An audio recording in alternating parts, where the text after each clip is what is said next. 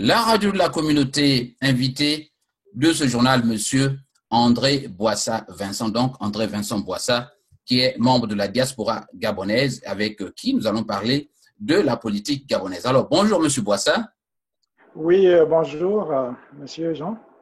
Voilà, nous allons donc parler de cette situation politique gabonaise avec vous ce matin au journal de la communauté.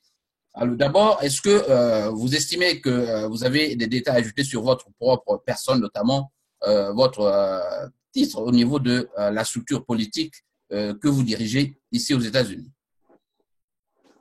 Bon, disons que c'est un honneur pour moi d'être à votre émission et c'est la première fois, et surtout en cette année qui commence, 2017. Bon, j'ai été toujours membre de l'opposition depuis plusieurs années. Mon combat politique ici aux États-Unis a commencé depuis 2007. Donc, membre de l'Union du peuple gabonais, je représentais le président Pierre Mamboundou, donc l'Union du peuple gabonais. Et à la suite, bien sûr, la mort du président Pierre Mamboundou, nous avons choisi en tout cas un de ces, disons, le principal héritier de M. Pierre Mamboundou, donc qui est en fait disons, le magistrat hors catégorie, M. Jean de Dieu Moukani Ouangou. Et pour 2016 et 2017, mon rôle est comme, bien sûr, certains compatriotes de la diaspora qui sont en fait épris de l'idée de changer le Gabon. Donc, je suis en fait une des figures de l'opposition ici aux États-Unis, mais aussi dans la diaspora. Je travaille non seulement dans le cadre de mon parti politique, qui est l'Union du peuple gabonais, mais surtout dans le cadre, bien sûr, de l'opposition, parce que nous avons non seulement l'opposition, mais aussi la société civile. Donc, je travaille dans la structure de la société civile et de l'opposition, et tous ceux qui ne sont ni opposition, ni société civile, mais qui se retrouvent dans, en tout cas, la nécessité de l'alternance au Gabon. Donc, je fais partie, en fait, des éléments clés de cette opposition et nos activités, parfois, s'étendent non seulement au niveau du Canada, où nous faisons alliance avec les Gabonais du Canada, mais aussi à travers le monde. Et nous pensons que nous sommes en train de jouer un rôle clé par rapport, bien sûr, au mouvement qui, en fait, est là pour un changement total au Gabon. Voilà, nous, dans la suite de cette émission, nous parlerons justement de ce travail important que vous réalisez au niveau de la diaspora gabonaise ici aux USA. Alors, Monsieur Boissa, le 14 janvier précisément s'ouvre à Libreville la 31e édition de la Coupe d'Afrique des Nations. Alors, nous avons entendu des sons discordants. Vous avez d'abord à Libreville, là-bas, on s'active et les gens croient que tout est fin prêt pour que ce tournoi s'ouvre le 14 janvier. Pourtant, vous avez lancé un appel au boycott de cette manifestation dû à la situation incertaine et précaire, donc situation politique que connaît votre pays. À ce jour, pensez-vous que cet appel aura été entendu? Bon, quand on parle de boycott, on parle, disons, certains pourraient penser que c'est en fait une action de mauvaise foi de la part de certains compatriotes gabonais ou encore de la part de l'opposition gabonaise. Mais ici, il ne s'agit pas en fait d'un boycott similaire à ce dont les gens mal informés pourraient dire. Ici, il s'agit de l'appel, bien sûr, à l'ordre. Nous avons pensé que la CAN 2017, qui va commencer le 14, n'était pas en fait dans le cadre des priorités de notre nation et de notre communauté ou encore du pays. Donc, le Gabon a beaucoup plus, disons, des priorités autres que la CAN.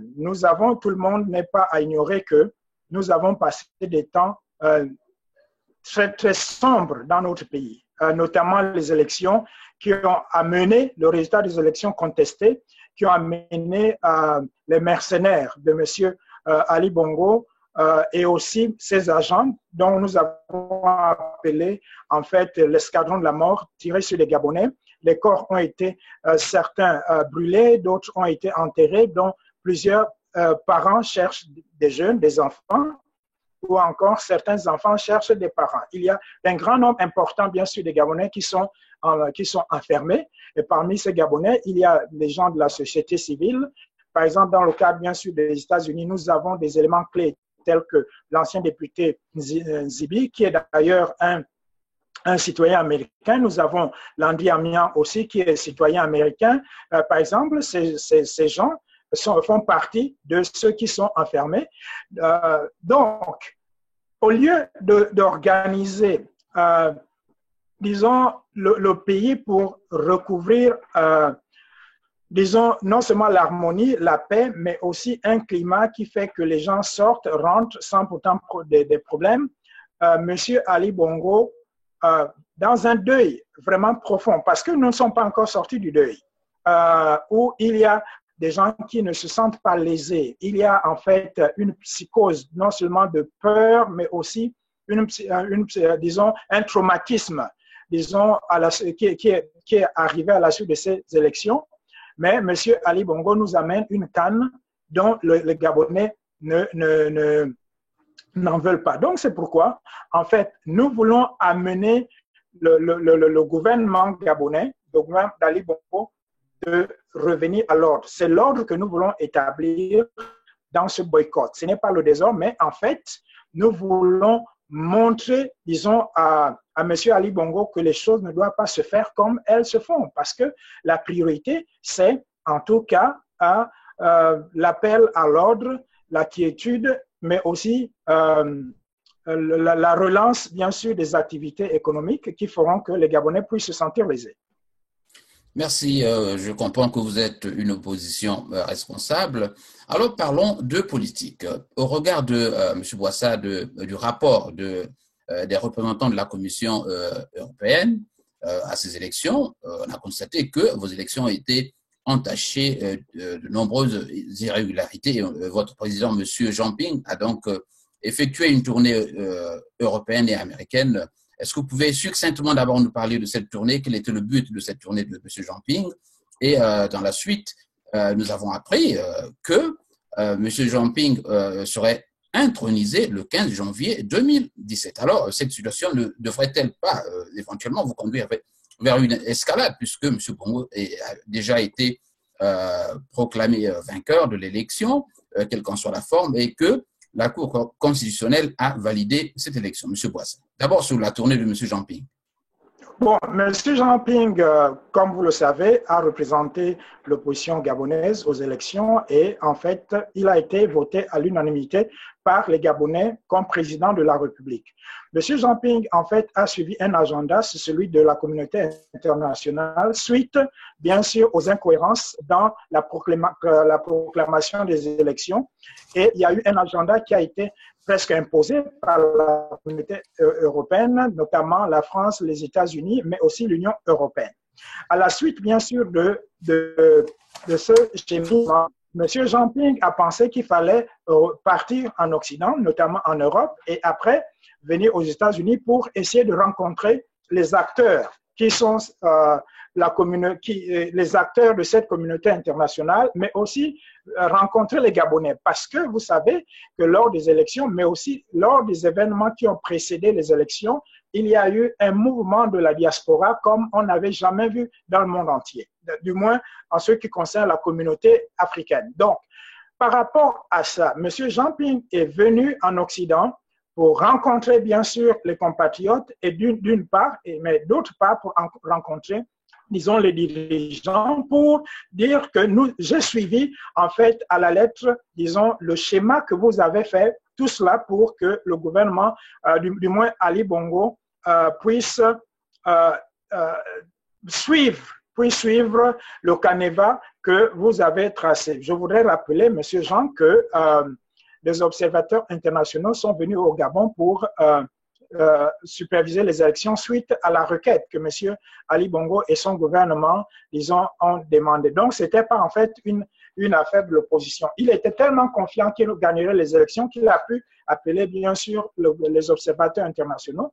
Mais ces observateurs qui ont remarqué beaucoup, disons, d'incohérences et beaucoup de falsifications ont demandé à ce que disons, un recours soit fait. M. Jean-Ping a suivi le recours. Malheureusement, ce recours n'a pas été fait selon les normes du contrat des observateurs, disons, internationaux avec le gouvernement gabonais. Donc, ça a été suivi. Le résultat, bien sûr, de cette visite a été fructueux parce qu'il a rencontré non seulement les Gabonais, mais aussi, disons, certaines autorités en Europe, en France, en Belgique, dans le cas de l'Union européenne, mais aussi ici aux États-Unis. Maintenant, vous posez la question de savoir, M. Jean-Ping prêtera-t-il serment et s'il prête serment, quelles seront en fait les retombées de tout cela? Bon, nous disons ceci. Il y a un président, il y a le président élu. Et ce président élu doit normalement diriger les Gabonais. Mais il se trouve que le président vaincu, qui n'a pas gagné les élections, disons, se plaît à rester au pouvoir. Donc, M. Jean-Ping, ce qu'il veut faire, en tout cas, c'est juste formaliser, c'est que les Gabonais lui ont en fait confié comme responsabilité. Il veut non seulement symboliser, mais aussi présenter aux yeux du monde que le Gabon est dirigé normalement par quelqu'un qui a été en fait élu par les Gabonais. Et ce sont les Gabonais qui demandent que M. Jean-Ping puisse prêter serment, puisque ce sont les Gabonais qui l'ont élu, disons, le 27 août 2016. Merci. Dans le camp du pouvoir, donc à Libreville, nous avons certains membres certains partisans de M. Ali Bongo, comme M. Nikez Sikou Idjenda, qui, lui, a demandé, donc pense déjà aux législatives et dans le même temps a suggéré l'organisation d'un dialogue inclusif entre l'opposition et le pouvoir. Est-ce que vous pensez à la sincérité d'une telle démarche? Mais, Monsieur Jean, en tout cas, le gouvernement d'Ali Bongo, y compris Ali Bongo lui-même, ils nous ont prouvé à suffisance que ce sont des gens qui ne sont pas dignes de foi. D'abord, ils invitent les observateurs internationaux qui s'asseyent sur une table et mettent sur un canevas, disons, le roadmap, comme nous disons ici. Donc, la plateforme sur laquelle les élections devraient se passer. Alors, contre toute attente, M. Ali Bongo fausse tous les accords qui ont été faits. Et non seulement il fausse là par rapport à l'opposition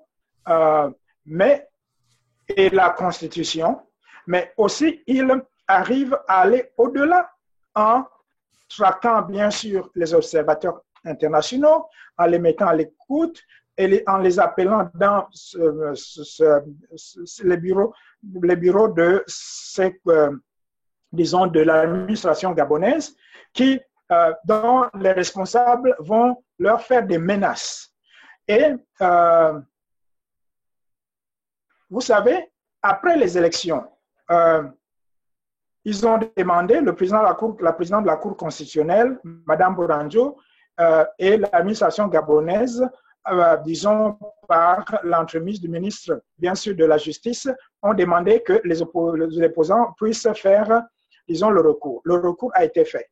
Mais quel genre de recours? Un recours où, disons, la justice gabonaise, par l'entremise de la Cour constitutionnelle, a été monologue. Donc, les observateurs n'ont pas eu accès, disons, au procès. Ils n'ont pas eu accès, disons, à ce recours-là parce qu'ils étaient dehors. Il n'était pas permis de rentrer, mais aussi les opposants. Donc, M. Ali Bongo ne respecte rien du tout. Maintenant, par rapport, bien sûr, à ce que apparemment le PDG voudrait demander, donc M. Ali Bongo voudrait demander, ce n'est qu'une distraction, mais aussi ce n'est qu'une façon de vouloir encore une fois de plus rouler l'opposition dans la farine. Donc, nous disons dialogue, à moins que ce dialogue soit, disons, organisé par les observateurs internationaux, avant même, disons, ce dialogue, il faudrait qu'il y ait un travail de fond entre l'opposition et les observateurs internationaux, et entre les observateurs internationaux et le parti de M. Ali Bongo. Si, après disons, cette entente, les deux parties sont d'accord sur la plateforme par rapport à ce dialogue, en ce moment, l'opposition va considérer ce dialogue. Mais jusqu'à maintenant, nous n'avons aucune preuve que M. Ali Bongo va respecter quoi que ce soit. Et c'est un hors-la-loi et ça nous étonne. Voilà. Sur le plan social, nous allons donc, avant de terminer ce volet, sur le plan social, on a appris notamment à travers votre quotidien, le journal L'Union, je crois, et qui lui est proche du pouvoir, que le directeur des impôts, M. Joël Ogouma, voilà, a initié 2 taxes, donc des ponctions sur les salaires des fonctionnaires, notamment des travailleurs, et dont le but est de collecter des fonds qui permettraient de résorber le chômage. Alors, est-ce que l'opposition, donc 2 taxes sur le chômage et la solidarité, est-ce que l'opposition, donc vous, à votre niveau, est-ce que vous avez essayé de penser à ces travailleurs et quelle est votre position là-dessus? Est-ce que vous êtes prononcé sur cette mesure drastique du gouvernement gabonais? Oui, en fait, le gouvernement gabonais, du moins le gouvernement illégal et illégitime, a toujours la tendance de faire des grandes annonces. Il y a des programmes qui ont été faits dès l'arrivée de M. Ali Bongo et ces programmes n'ont jamais été, disons, n'ont pas suivi des faits étant donné que tous ont échoué. Aujourd'hui, M. Ali Bongo se complaint jour après jour à payer les lobbyistes pour assister, bien sûr, à certaines grandes réunions. Il se plaît à organiser, bien sûr, une canne qui nous coûte à peu près 800 millions de milliards, 800 milliards de dollars. Et aujourd'hui, en tout cas, beaucoup de compagnies sont en train de quitter le Gabon. D'autres n'ont pas été payées parce que par mauvaise foi ou encore l'argent qui a été, disons, mis de côté pour ces compagnies ont été détournés par M. Ali Bongo et toute sa, disons, et tout son groupe. Et aujourd'hui, on nous parle des taxes à un moment, en tout cas, de crise.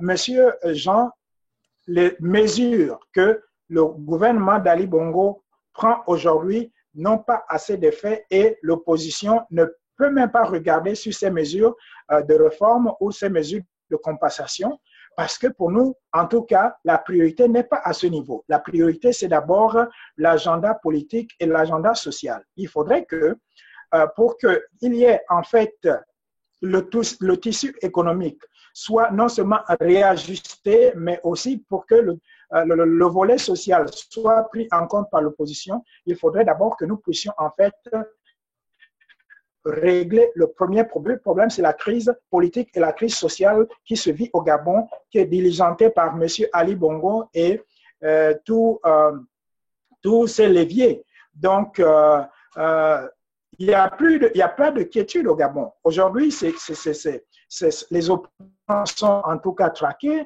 ils sont dans une psychose terrible, on les interpelle et certains sont en tout cas menacés. Et la société civile est aussi non seulement menacée, mais aussi démantelée par des actions en tout cas militaro-dictatoriales. Donc, nous avons besoin en fait, le gouvernement gabonais, ou du moins Ali Bongo a besoin de s'asseoir et de nous orienter dans le sens où les Gabonais veulent. Et ce sens, c'est quoi? C'est d'abord régler le différend politique qu'il y a eu depuis les élections 2016, le 27 août 2016, et les événements qui ont suivi du 31 août. C'est ce dont nous voulons. Maintenant, pour le reste, nous ne nous occupons pas de ça et tout cela ne sont que en fait des effets d'annonce et de distraction parce que eux ils sont spécialisés dans ce sens-là. Alors, est-ce que, parlons de l'opposition, notamment de la diaspora, est-ce que vous pensez que cette opposition ici à l'étranger, notamment aux États-Unis, en France, est une opposition plus ou moins homogène? J'entends dire par là que dans le milieu, par exemple, de la communauté congolaise, vous avez quelques transfuges du pouvoir ou des gens à la solde du pouvoir et dont le but est de vous connaissez ce genre de problème dans votre diaspora? Bon, disons que l'opposition dans la diaspora, avant, nous avions beaucoup de faux opposants, mais je peux vous dire que s'il y a quelque chose que M. Ali Bongo et son équipe a pu réussir, c'est quoi? C'est unifier en tout cas non seulement l'opposition, mais aussi la société civile et tous ceux qui n'avaient rien à voir ni avec la politique, disons, ni avec l'opposition, ni avec la société civile. Aujourd'hui, la diaspora se constitue comme la 10e province, en tout cas du Gabon. Elle est autant unifiée que le patriotisme nous a tellement envahis au point que ça devient, nous faire l'opposition est devenu un style de vie. Quand nous nous levons, quand nous nous couchons, nous ne pensons qu'au pays et nous ne pensons qu'à changer les choses au pays. Bon, maintenant, en ce qui concerne bien sûr les faux opposants, bon, de ce que je sache, il y aura toujours des faux opposants. Mais dans l'ensemble, nous n'avons pas enregistré depuis les élections d'août, nous n'avons pas enregistré, disons, les gens qui nous ont laissés pour rejoindre le parti en place dans le cadre, bien sûr, de la diaspora. Mais bien au contraire. Avant, il y avait des représentations du Parti démocratique gabonais, donc le parti d'Ali Bongo, qui était partout. Par exemple, ici aux États-Unis, c'était, disons, une représentation forte. En France, c'était aussi une représentation forte, en Afrique du Sud et dans certains pays comme en Chine. Mais aujourd'hui, nous tirons chapeau à tous ces anciens représentants parce que tous ont presque démissionné. Tous ont démissionné, pas, disons, les moindres. À partir, bien sûr, des représentants principaux jusqu'aux membres, tous, ils ont presque démissionné. Aujourd'hui, les Gabonais ont même non seulement peur, mais ont même honte de se dire qu'ils sont du PDG, je parle des Gabonais de la diaspora, parce qu'ils ont été sensibilisés, ils ont compris que les Gabonais qui sont morts, disons au Gabon, font partie d'eux. Ils sont leurs frères, leurs sœurs, leurs tantes, leurs amis, ou encore ils ont des parents. Et la destruction du Gabon par le système criminel intégré d'Ali Bongo et les concerne aussi. Donc, c'est pourquoi aujourd'hui, nous avons eu beaucoup de Gabonais qui ont rejoint les rangs de l'opposition, qui ont rejoint la lutte. C'est pourquoi vous pouvez voir ici aux États-Unis qu'il y a des Gabonais qui manifestent dans beaucoup d'États. Et aussi en France, par exemple, au Trocadéro, vous avez des gens qui manifestent presque chaque semaine. Donc, c'est un mouvement et ça, nous disons, Ali Bongo a pu réussir. C'est presque la seule chose qu'il a pu réussir après 7 ans, bien sûr, de mandat. Unifier les Gabonais, tourner les Gabonais qui étaient, disons, qui étaient pour lui, contre lui, et nous disons grand chapeau à Ali Bongo. Alors, quel est le message que vous avez, notamment à cette opposition locale, qui, peut-être, pense-t-on à tort, croit que vous ne vous recroquevillez que derrière vos claviers ou des vidéos? Quel est l'argument de pointe que vous avez pour démontrer que vous êtes en réalité un maillon essentiel dans cette lutte contre la dictature? Bon, mais monsieur Jean, j'ai l'habitude de dire ceci. Avant, on parlait de l'opposition. Et à un moment, on parlait de l'opposition et la société civile. Mais maintenant, on parle de l'opposition, société civile et la diaspora. Donc, je vous ferai pas une confidence, mais je vous dirai ceci. Quelques semaines avant les élections, nous avons une manifestation à Washington, D.C., ou DC, comme nous le disons. Et lors de cette manifestation, l'ambassadeur du Gabon aux États-Unis, M. Michael Moussa, a été huillé complètement avec, il était accompagné bien sûr avec le personnel de l'ambassade. Il y avait la sécurité. Ça a été en fait un fer de lance pour la contestation et le rejet en fait du système Ali Bongo. Et après cet événement, nous avons vu des jeunes. Nous avons vu des jeunes se lever et quand l'opposition a décidé d'être ensemble, la diaspora a été en tout cas un partenaire, non seulement privilégié, mais un partenaire de motivation en tout cas pour l'opposition gabonaise, la société civile, les jeunes et aussi les femmes. Monsieur Jean, vous êtes conscient de ce que les réseaux sociaux ont donné dans plusieurs pays. Aujourd'hui, si M. Trump est président, vous savez qu'il y a eu, c'est à partir de la participation, bien sûr, des Russes, et c'est connu maintenant, mais tout cela, c'est quoi? C'est l'Internet. Donc, aujourd'hui, même si nous sommes aux États-Unis, nous jouons un rôle clé. Et les opposants au Gabon pourraient vous dire, aujourd'hui, nous ne sommes plus ces gens qui étaient à l'extérieur, qui étaient soit en études ou qui étaient en exil, sans pourtant avoir un statut particulier, bien sûr, de leurs responsables politiques au Gabon. Aujourd'hui, nous devenons des oreilles, des yeux, mais aussi la bouche de l'opposition à l'extérieur. Et tous ceux qui pensent qu'on se cache derrière notre clavier, ils se trompent. Nous avons le privilège de ne pas être poursuivis par le pouvoir en place à cause du fait que nous sommes à l'extérieur et nous sommes à l'abri et nous sommes protégés par les gouvernements qui nous gèrent, qui nous dirigent ici. Et je pense qu'aujourd'hui, si l'opposition et aussi les jeunes au pays arrivent à tenir le bout, c'est tout simplement parce qu'ils ont en tout cas des frères, des sœurs qui sont à l'extérieur du pays, qui tiennent le coup, qui les encouragent. Et jour après jour, donc, nous voyons les effets de cela. Alors, ça, c'est un discours qui était avant que nous ne soyons, que les gens ne sachent, ne voient les résultats de ce que nous faisons. Donc, mais maintenant, je pense que tous ceux qui pensent à ça se trompent, étant donné que nous sommes en collaboration. Et il y a aussi des actes que nous faisons qui sont en fait des actes dont l'agenda vient, par exemple, de nos responsables politiques ou bien responsables de la société civile. Et, Monsieur Jean, je peux vous dire que nous sommes plus des partenaires aujourd'hui que nous l'étions avant.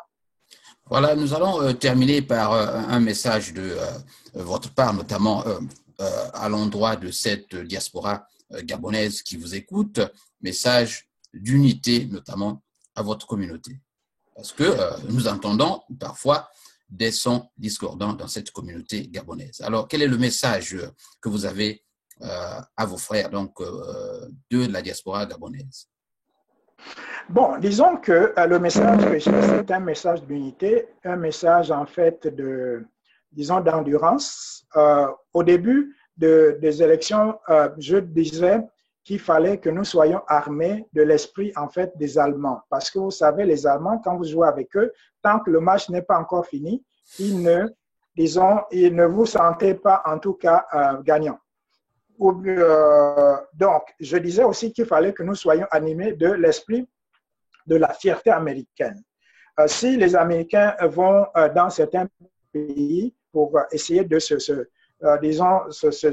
régler les problèmes, c'est parce que, ou si les Américains arrivent à s'engager dans l'armée, dans les causes, disons, sociales telles que les Peace Corps, c'est tout simplement parce que, par fierté, ils voudraient garder leur pays et beaucoup sont héros à cause de cela. Ils sacrifient leur vie par patriotisme. Donc, nous disons ceci, je dis, les différences ne manqueront pas. Nous avons plusieurs partis de l'opposition au Gabon. Nous avons aussi des convictions personnelles. C'est évident que nous ayons des aspects disons, des approches différentes, mais aussi des concessions différentes à l'endroit de ceux qui gèrent les leviers de l'opposition aujourd'hui. Mais au-delà de ça, il y a quelque chose de clé. C'est en fait la nécessité de vouloir repartir chez nous. Le patriotisme.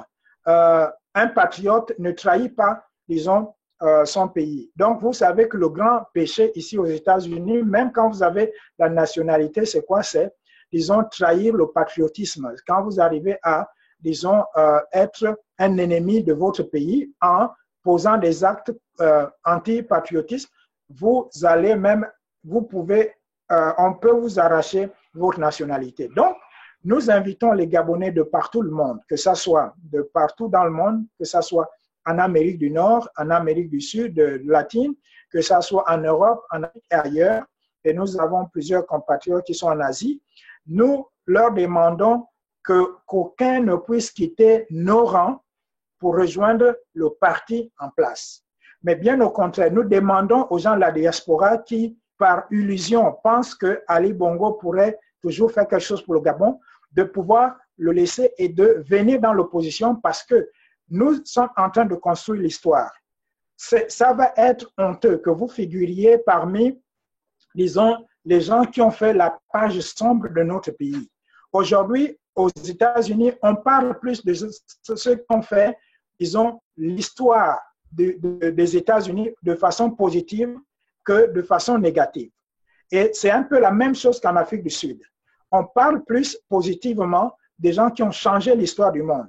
Maintenant, la question que je pose à vous, disons les Gabonais qui sont dans la diaspora, qui êtes non seulement passifs, mais aussi pour ceux qui soutiennent encore ce pouvoir.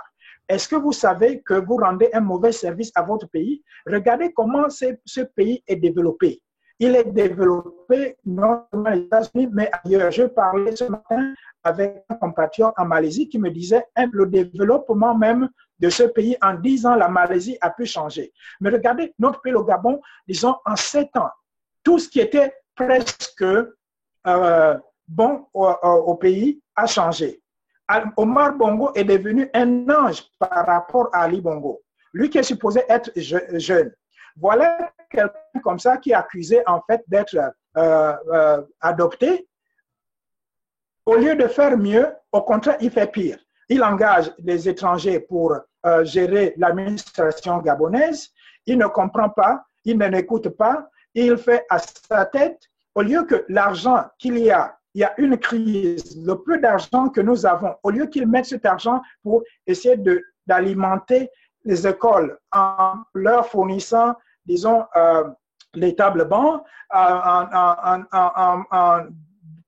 en donnant aux enseignants le soin qu'il faut, au lieu qu'ils puissent aider à relancer l'économie de certaines entreprises qui sont en train de fermer, M. Ali Bongo, qu'est-ce qu'il fait? Il se pavane dans le monde entier achetant sa légitimité. La légitimité ne s'achète pas, elle se gagne. Donc, ce n'est pas en payant de l'argent pour être à côté de François Hollande dans une rencontre ou bien aller, disons, au Ghana pour essayer d'être avec les autres présidents pour être, disons, reconnu. Non, la reconnaissance de M. Ali Bongo, même si elle pouvait être, disons, efficace à l'extérieur, ça n'aura pas de sens si à l'intérieur du pays, disons, cette reconnaissance est nulle. Donc, c'est pourquoi nous disons ceci, Monsieur Jean, nous disons que les choses vont très mal au Gabon et que M. Ali Bongo ne pense pas qu'elles iraient bien. Cette CAN, nous demandons non seulement à ceux qui sont au Gabon de pouvoir tenir bon, de la boycotter autant qu'elle se pourra, mais également de montrer à Ali Bongo qu'on ne joue pas avec un peuple souverain, on ne joue pas avec la volonté du peuple, et montrer à Ali Bongo et aussi à ceux qui viendront plus tard que trop c'est trop, après 50 ans de règne, les Gabonais ont décidé et ils ont dit, ça suffit comme ça et les choses ne se passeront plus jamais comme nous les avons bien sûr vécues. Donc, c'est un peu le message que je donne aux compatriotes, non seulement de l'opposition, mais aussi ceux qui hésitent encore. Nous avons un pays à défendre. Notre pays est géré par un gang qui est inhumain, qui est démoniaque, diabolique, qui a tous les mots possibles pour... on passe des crimes rituels, disons, à traquer les opposants et les tuer. Donc, ils ont renversé en fait les rôles. Donc, au lieu que les gens soient tués, disons, pour les crimes rituels, ils tuent les gens sous prétexte des opposants ou de l'opposition et ils utilisent encore les mêmes choses parce que quelque part, en tout cas, ils sont avides du sang. Donc, merci pour cette opportunité, Monsieur Jean. Donc, c'est cela. Ce que j'avais à dire sur nos compatriotes gabonais. Voilà, merci également d'avoir accepté cette invitation et à bientôt, Monsieur André Boissa. Je vous en prie.